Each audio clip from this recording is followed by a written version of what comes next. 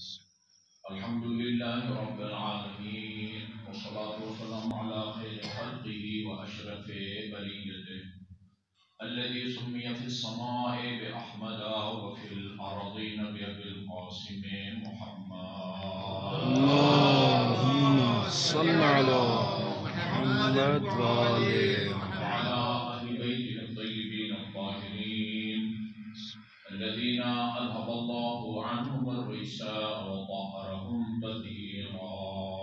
اللهم صل على محمد وآل واللعنة الأبدي على أعدائهم أجمعين. أما بعد فقال الله الحكيم بسم الله الرحمن الرحيم إن الذين آمنوا وكانوا يتقون لهم البشرى في الحياة الدنيا وفي الآخرة ذلك لا تبديل لكلمات الله. درود بھیجیے محمد وآل محمد. اللهم صل على محمد وآل محمد. مومنین کرام، ہماری مجالس کا اعلان کہ فلاں مرحوم یا فلاں مرحومہ کے ایصال ثواب کے لیے مجلس منعقد ہو رہی ہے، یہ اس عقیدے کا اظہار ہے کہ جو مومنین و مومنات، مرحومین و مرحومات ہم سے بچھڑ جاتے ہیں، اللہ تعالیٰ نے ہمیں یہ سہولت دے رکھی ہے، یہ لطف و کرم اور تفضل فرمایا ہے کہ ہم اپنے مرحومین کی جس طرح اس دنیا میں ان کی مدد کر سکتے تھے، ان کے ساتھ تعاون کر سکتے تھے، ان کی مشکلات کے حل میں ان کا ساتھ دے سکتے تھے، اسی طرح اس جہان فانی سے رخصت ہونے کے بعد بھی ہم ان کی مدد کر سکتے ہیں۔ وہ کسی مشکل میں ہو تو ہم ان کو مشکل سے نکال سکتے ہیں۔ میں ایک چھوٹی سی مثال دیتا ہوں۔ اگر آپ کے کسی قریبی عزیز کے خلاف کوئی کیس ہو جاتا ہے، وہ واقعات اس سے وہ جرم خدا نخواستہ سرزد ہوا ہو یا کسی نے بیچارے کو بے بنیاد پھنسایا ہو، کیس ہو جائے، FIR کٹ جائے، تو اس کو بچانے کے لیے پہلے مرحلے میں آپ اس کی وہ ضمانت کرانے کی کوشش کرتے ہیں۔ کتنے پیسے لگانے پڑتے ہیں ضمانت کرانے کے لیے، آپ کو پتہ ہے یہ جو گند مچا ہوا ہے ہمارے یہاں۔ اچھا جی، اگر خدا نخواستہ وہ ضمانت نہ ہو سکے، پھر جو ہے اس کو اچھا جی وہ جوڈیشنل کی بدتنی کر کے اس کو جیل بھیج دیتے ہیں، پھر مقدمہ چلتا ہے، کئی سال مقدمہ چلتا ہے، اور پھر جو ہے وہ ادھر آپ وکیل کو پیسے دیتے ہیں، کتنے لاکھوں کروڑوں روپیہ خرچ کیا جاتا ہے ایک عزیز کو اس دنیا کی۔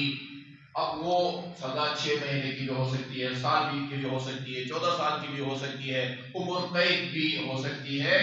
ان تمام سزاؤں سے اس کو بچانے کے لیے اپنے عزیز کو، بیٹے کو، باپ کو آپ ہزاروں لاکھوں کروڑوں روپیہ لگانے کے لیے، ہمارے سامنے کی بات ہے، کروڑوں روپیہ لگاتے ہیں، جائیداد فروخت کرتے ہیں، زیورات فروخت کرتے ہیں تاکہ اپنے عزیز کو بچایا جائے، سزا سے بچایا جائے، اس لیے کہ ہمیں اس پر ایمان ہے۔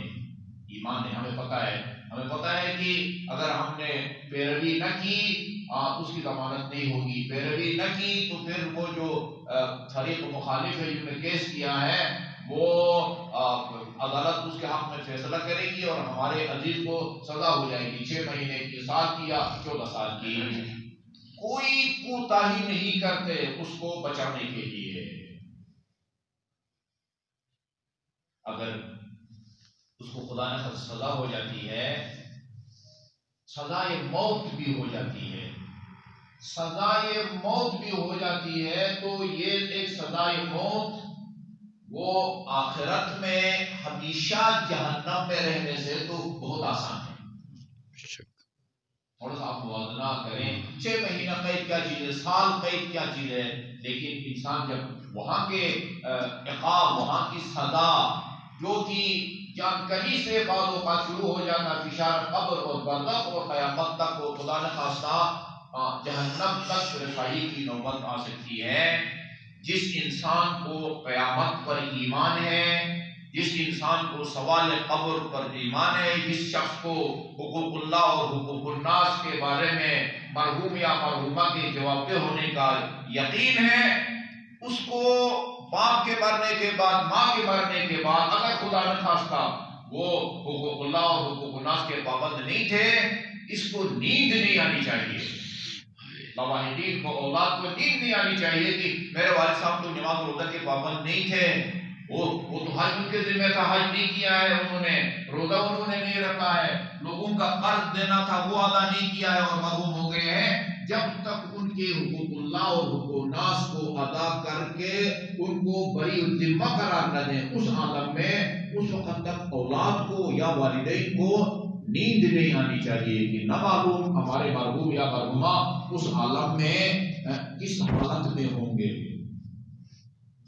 قابل تحسین اور تقلید ہے یہ کہ ایثار ثواب کی مجالس ہم منعقد کرتے ہیں، لیکن سگون کی مجلس، 40ویں کی مجلس، برسی، پہلی برسی، دوسری برسی منا کے ہمیں اس خوش فہمی کا شکار نہیں ہونا چاہیے کہ ہم نے اپنے مرحوم یا مرحومہ کو وہ جنت کا ٹکٹ تھما دیا ہے۔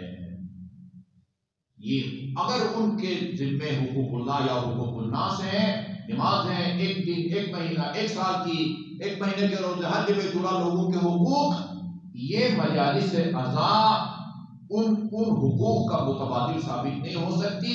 ہاں یہ آپ کی طرف سے ایک ہدیہ اور تحفہ ضرور ہوگا، یہ سورہ فاتحہ، یہ ذکر موعظہ، یہ ذکر فضائل اہل بیت، یہ ذکر مسائل، اور مجلس کے بعد تبرک کے نیاز کے نام سے چند مومنین کا اتحام، ان سب کا اس کو اجر ملے گا، یہ ہدیہ ہے، لیکن یہ ہدیہ کبھی بھی ان واجبات حقوق اللہ اور حقوق الناس کا متبادل ثابت نہیں ہو سکتا۔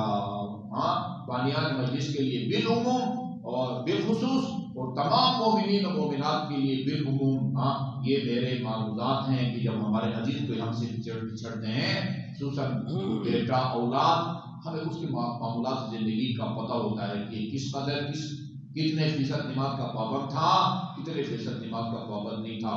گزشتہ ایک مجلس میں نے عرض کیا، خاتون نے فون کیا تھا مجھے کہ وہ میں نے اپنے بھائی کی نمازیں پڑھانی ہیں، آپ نے مولانا صاحب کا نمبر بھیجنے کا وعدہ کیا تھا، نہیں بھیجا، تو میں نے کہا وہ کتنے سال کی ان کی پڑھانی ہے؟ کہا کہ وہ تو آقا جی وہ تو ساری زندگی انہوں نے کوئی نماز نہیں پڑھی۔ جی اس بہن کو، اس کے بھائیوں کو، اس کے والدین کو نیند نہیں آنی چاہیے کہ پتہ نہیں اس عالم میں ایسے عبادات، حقوق جن کا کوئی متبادل ثابت نہیں ہو سکتا۔ ایک مرتبہ باواز بلند درود بھیجے محمد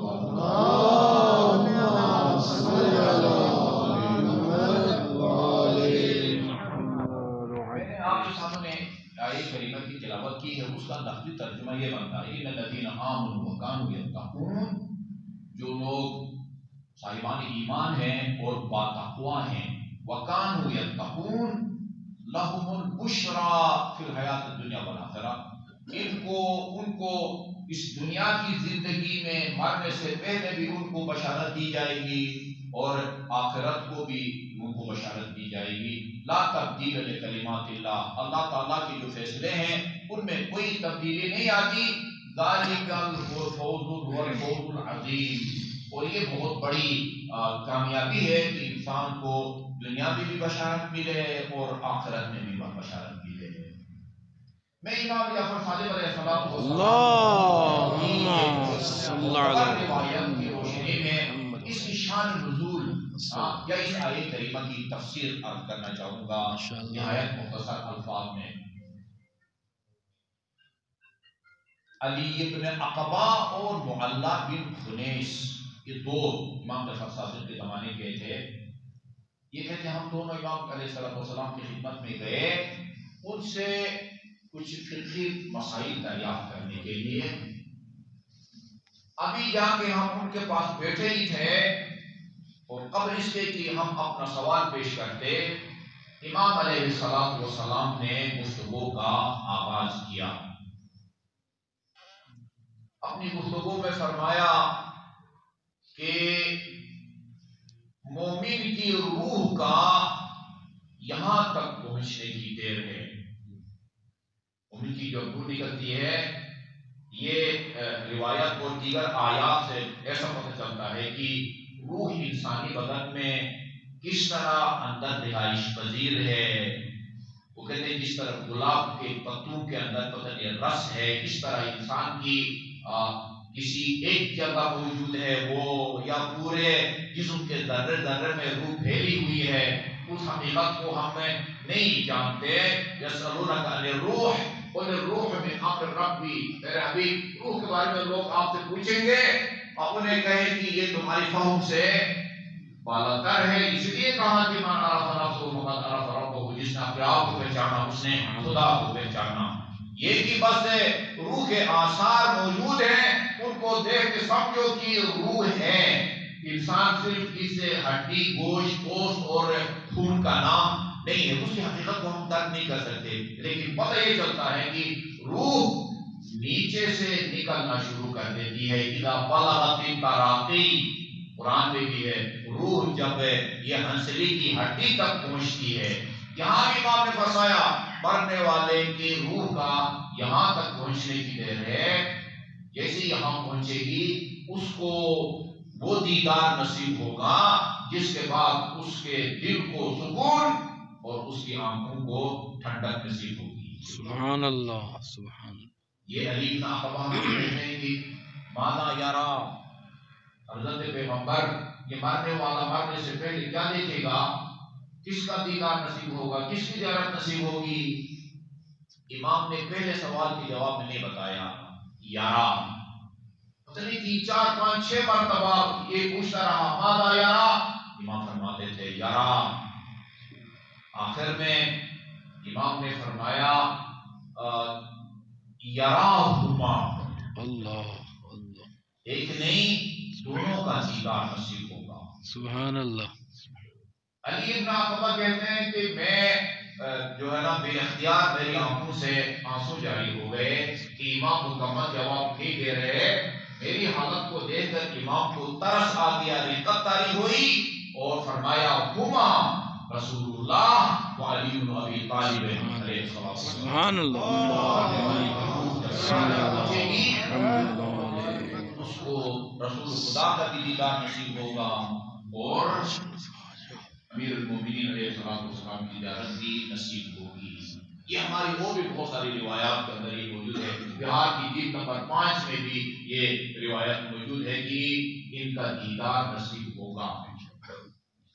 علی ابن عقبہ کہتے ہیں میں نے امام سے پوچھا کہ رسول خدا صلی اللہ علیہ وسلم اور امیر المومنین مرنے والے کے پاس آ کے خاموشی سے اپنی زیارت کرا کے چلے جائیں گے یا اس مرنے والے سے کوئی بات بھی کریں گے. آپ نے فرمایا پہلے رسول خدا اس کے سرانے پہ آئیں گے اور اس سے کہیں گے کہ ابشر یا ولی اللہ، اے ولی خدا، خدا کے دوست، تجھے بشارت ہو، انا رسول اللہ انا خیر مما ترکت فی الدنیا، میں اللہ کا رسول ہوں اور جو کچھ اس دنیا میں تو چھوڑ کے جا رہا ہے، مال دولت ہمسر اولاد، ان سب سے میں تیرے لیے افضل ہوں. اس کے بعد یہ پیچھے ہٹیں گے رسول اکرم اور امیر المومنین آگے بڑھیں گے اور فرمائیں گے ابشر یا ولی اللہ، ہاں اے اللہ کے ولی تجھے بشارت ہو، انا علی بن ابی طالب الذی کنت تحبہ، میں وہی علی ہوں جس سے تو اس دنیا میں محبت کرتا تھا.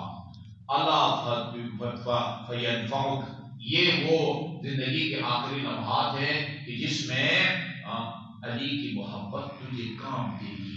اللہ سبحان اللہ. اس بشارت سے مراد دنیا میں بھی بشارت دی جائے گی. یہ اس بشارت سے مراد امام علیہ السلام فرماتے ہیں کہ یہ کوئی اولاد کی بشارت، امتحان میں کامیابی کی بشارت نہیں ہے. یہ وہ بشارت ہے اس آیے کریمہ میں کہ جس کی بشارت رسول خدا اور علی آ کے دیں گے اس وقت جب انسان مرنے والا ہوگا اور ابھی اس کی روح نے قبض حضوری سے پرواز نہیں کیا ہوگا. علی کی محبت جنگ احد کے بعد جناب حمزہ سید الشہداء کی شہادت کے بعد رسول خدا نے اپنے چچا کو جناب حمزہ سید الشہداء کو خواب میں دیکھا. سبحان. وہ ایک برادر کہہ رہے تھے آج سے مطلب چند سال پہلے آپ نے مکہ معظمہ میں ایک مجلس کے اندر وہ ایک روایت بیان کی تھی، اس میں آپ نے 3 چیزوں کا ذکر کیا تھا، 2 یاد ہیں، تیسری چیز بھول گئی. وہ روایت یہ تھی، رسول خدا جناب حمزہ سید الشہداء سے پوچھتے ہیں کہ آپ تو تجربہ کے مراحل سے گزر گئے ہیں، ہم تو ابھی ائمہ معصومین کی روایات کی روشنی میں یہ باور کرتے ہیں قبر میں یہ ہوگا، برزخ میں یہ ہوگا، فلاں عمل کا یہ ثواب ملے گا، فلاں کا یہ ملے گا، فلاں فعل حرام کی یہ سزا ملے گی. جو مرحومین یہاں سے رخصت ہو گئے ہیں وہ تو پریکٹیکلی انہوں نے دیکھا ہے یا سزا بھگتی ہے یا اللہ تعالیٰ کی نعمتوں سے وہ بہرمند ہو چکے ہیں. اپنے چچا سے کہا کہ آپ مجھے یہ بتائیں کہ آپ جو عالم برزخ میں ہیں، دنیا میں کون کون سے ایسے کام آپ نے انجام دیے جن کا آپ کو بہت زیادہ عالم برزخ میں فائدہ ہوا. سبحان اللہ. اپنے چچا جناب سے حمزہ سے پوچھتے ہیں کہ وہ کون سے کام ہیں جو دنیا میں آپ انجام دیتے رہے اور سب سے زیادہ ان کا آپ کو فائدہ ہوا ہو. 3 کاموں کا نام دیا. ایک، ابراد الکبد، کسی پیاسے کی پیاس بجھانا. بعض روایات میں وہ لوگ بھی حیوان بھی ہونا، حیوان اس کو پیاسے کی پیاس بجھانا، یہ بہت بڑا مقام رکھتا ہے، اس کا بہت ثواب ہے. دوسرا، والصلاۃ علیک، تجھ پر اور تیری آل پر درود. سبحان اللہ. کل کی مجلس میں نے عرض کیا تھا، فرمایا الصلاۃ علیہ بصوت عال. رسول خدا نے فرمایا اکثروا بالصلاۃ علیہ، کثرت سے صلوات پڑھا کرو. صبح کی نماز کے بعد 100 دفعہ ضرور صلوات پڑھا کریں. بہت زیادہ فضیلت بیان کی گئی. صبح کی نماز کے بعد صلوات. قاطع الکفر والطغیان حجت ابن الحسن بآواز بلند صلوات. اللہم صلی علی محمد وآل محمد. مجھے روایت یاد آ رہی ہے، اس لیے میں نے آگے ٹی وی کے لائیو پروگرام میں ناظرین کو سنائی. خاتون جنت علیہ السلام فرماتی ہیں میں نے سونے کی تیاری کی تھی، بستر بچھا لیا تھا، میرے والد گرامی رسول خدا صلی اللہ علیہ وسلم کہا بیٹی فاطمہ سونے سے پہلے 4 کام لازمی طور پر کر کے سویا کرو. کون سے کام بابا؟ کہا 1 قرآن ختم کرو،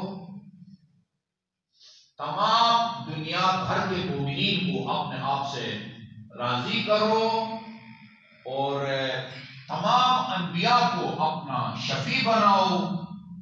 یہ کتنے کم ہو گئے؟ اور 1 حج اور 1 عمرہ انجام دے کے سو. سبحان. یہ قرآن ختم کرنا ہے اور تمام دنیا کے مومنین اور مومنات کو اپنے آپ سے راضی کرنا ہے، تمام انبیاء کو اپنا شفیع بنانا ہے اور آخر میں 1 حج اور عمرہ انجام دینا ہے. بابا یہ اتنے کام یہ کیسے ممکن ہے؟ اور روایات میں بھی ہے بیٹی فاطمہ اگر سونے سے پہلے 3 دفعہ سورہ قل اعوذ کی تلاوت کرو، خدا تمہیں ختم قرآن کا ثواب عطا کرے. سبحان اللہ. اللہ کیا دے سکتی ہے؟ سورہ قل اعوذ، بسم اللہ الرحمن الرحیم، قل هو اللہ احد اللہ الصمد لم یلد ولم یولد ولم یکن له کفوا احد. سبحان. اس شخص کے جنازے میں رسول خدا نے شرکت کی، جنازے میں شرکت کی.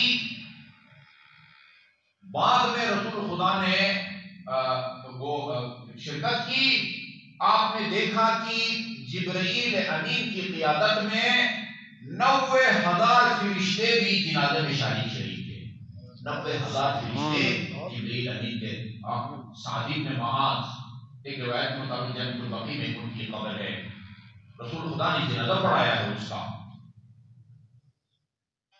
آپ نے ان سے پوچھا، فرشتوں سے پوچھا جبرائیل سے، یہ تو دنیا میں بہت سارے مسلمان مومنین مرتے رہتے ہیں، بہتوں کی جنازے میں شرکت کی ہے، کسی کی جنازے میں اس طرح وہ فرشتوں کی وہ میں شرکت کرتے ہوئے نہیں دیکھا۔ البتہ فاطمہ بنت اسد کے بارے میں ہے وہ روایت ابھی میں عرض نہیں کرتا۔ انہوں نے جواب دیا، یہ جو یہ خدا کی طرف سے یہ ہم بھیجے گئے ہیں 90,000 فرشتوں کی شرکت کا جو حقدار بن گیا ہے، لقراءته سورۃ التوحید قائما وقائدا وتائبا وآئبا وراجعا وراکبا۔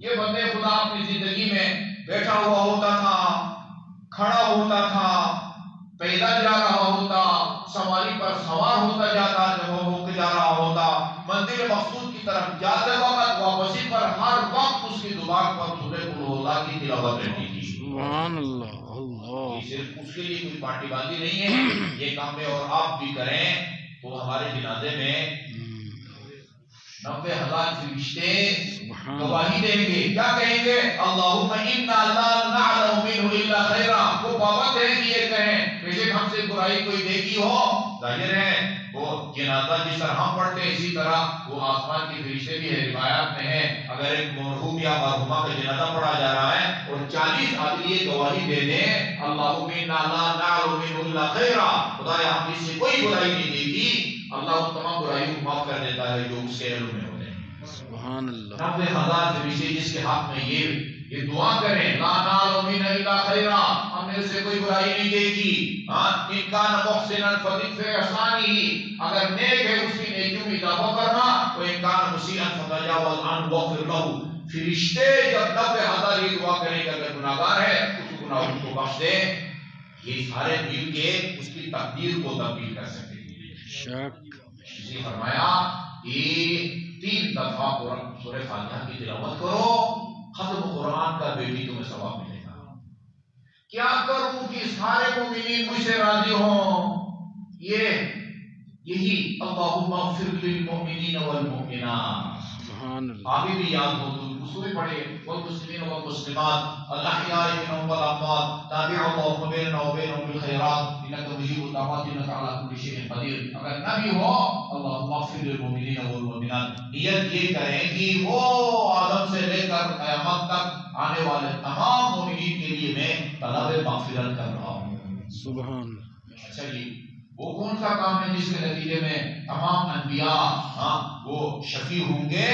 کہا صلوات اللہم صلی علی محمد وآل محمد، بعض روایات میں وصلی اللہ علی جمیع الانبیاء والمرسلین، تمام انبیاء جو ہے وہ تمہاری شفاعت کریں گے، خود بھی شفاعت کریں گے۔ صلی اللہ علیہ وسلم، اور آخر میں کون سا کام کروں جس سے حج اور عمرے کا ثواب ملے؟ کہا کہ ایک تسبیحات اربعہ، سبحان اللہ، سبحان اللہ والحمدللہ ولا الہ الا اللہ واللہ اکبر۔ وعدہ کریں کہ آج کے بعد یہ سارے آپ کو یاد ہیں، 3 دفعہ قل هو اللہ پڑھو، ختم قرآن کا ثواب ملے گا۔ یہ اللہم اغفر للمؤمنین والمؤمنات، تمام مومنین کے طلب مغفرت کریں، تمام دنیا کے مومنین آپ سے راضی ہوں گے۔ اللہم صلی علی محمد وآل محمد وصلی اللہ علی جمیع الانبیاء والمرسلین، تمام انبیاء آپ کی شفاعت کریں گے، اور اگر تسبیحات اربعہ پڑھیں گے تو اللہ تعالیٰ اس کے خزانے میں کوئی کمی نہیں ہے۔ تعجب نہیں ہونا چاہیے آپ کو کہ ایک تسبیحات اربعہ کے نتیجے میں حج اور عمرے کا ثواب ملتا ہے۔ ایک امام حسین کی زیارت کے نتیجے میں 90 ایسے مقبول حج اور عمرے کو بھی ثواب ملتا ہے جو رسول خدا کی قیادت میں انجام دیے گئے۔ ہم نہیں سمجھ سکتے ان چیزوں کو۔ درود بھیجیے محمد وآلہ اللہم صلی اللہ،